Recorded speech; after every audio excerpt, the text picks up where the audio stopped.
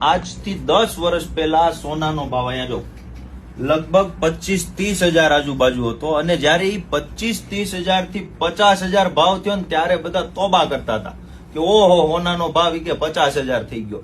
અત્યારે અહીં જો 75 હજાર આજુબાજુ જઈ અને અત્યારે 70 હજાર આજુબાજુ સોનાનો ભાવ ચાલે છે. અને હવે ઈ જ હોનું જો 50 હજારમાં મળે તો પેલા 50 હજારમાં તોબા થતું હતું, હવે ઈ હોનું 50 હજારમાં કેવું લાગે છે? સસ્તું.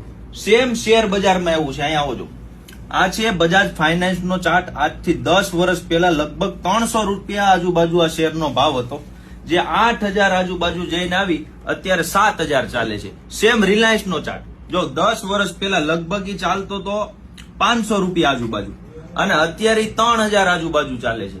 તો જયારે ટોપ ઉપર ચાલતા હોય ને કોઈ સ્ટોક હોય, કોઈ ફ્યુચર હોય, ત્યારે આપણને એમ જ લાગે તોબા કે 50,000 સોનાનો ભાવ અને પછી થોડાક ટાઈમ પછી ઈ જ ભાવ સસ્તો લાગે.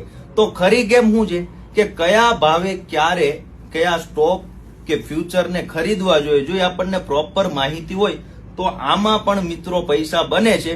અને મિત્રો હું આવું છું ફરી એકવાર અમદાવાદમાં. આપણા ક્લાસ ગોઠવેલા છે 10, 11, 12 અને ઓગસ્ટમાં. તો તમે જોડાવા ઈચ્છતા હોય, જાણવા ઈચ્છતા હોય કે ક્યારે એન્ટ્રી અને ક્યારે એક્ઝિટ, તો કોન્ટેક્ટ કરી લેજો. માહિતી અહીંયા આપી દીધી છે.